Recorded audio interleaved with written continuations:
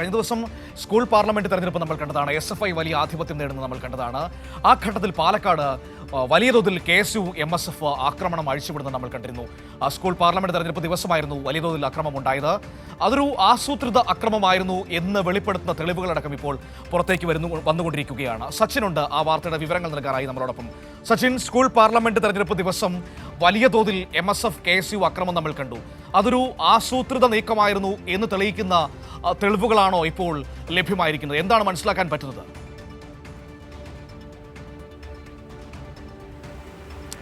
മനു, തീർച്ചയായും അതുതന്നെയാണ്. കഴിഞ്ഞ 14-ാം തീയതിയാണ് സ്കൂൾ പാർലമെൻറ്റ് തെരഞ്ഞെടുപ്പ് നടന്നത്. അതിൻ്റെ തലേ ദിവസം, അതായത് പട്ടാമ്പി ഹയർ സെക്കൻഡറി സ്കൂളിന് മുന്നിൽ SFIയുടെയും അതുപോലെ തന്നെ KSUയുടെ MSFിൻ്റെ അടക്കം കൊടിതോരണങ്ങളും പതാകകളൊക്കെ ഉണ്ടായിരുന്നു, ഫ്ലക്സ് ബോർഡുകൾ ഉണ്ടായിരുന്നു.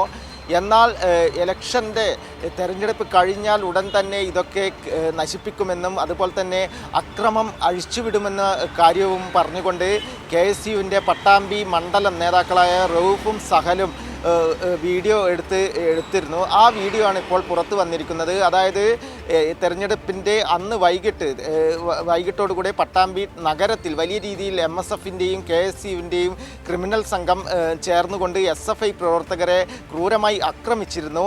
ഇത് ഗൂഢാലോചനയുടെ ഭാഗമാണ് എന്ന് തന്നെയാണ് ഇപ്പോൾ തെളിഞ്ഞിരിക്കുന്നത്.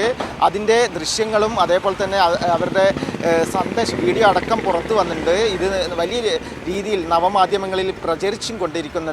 അതിനാൽ തന്നെ ഗൂഢാലോചനയുടെ ഭാഗമാണ് ഇത്തരത്തിലൊരു ആക്രമണം നടന്നത് എന്ന് തന്നെയാണ് ഇപ്പോൾ വ്യക്തമാകുന്നത്. ഇതിനെതിരെ SFI പട്ടാമ്പി ഏരിയ കമ്മിറ്റി പോലീസിനും പരാതി നൽകിയിട്ടുണ്ട്. മനു, ശരി.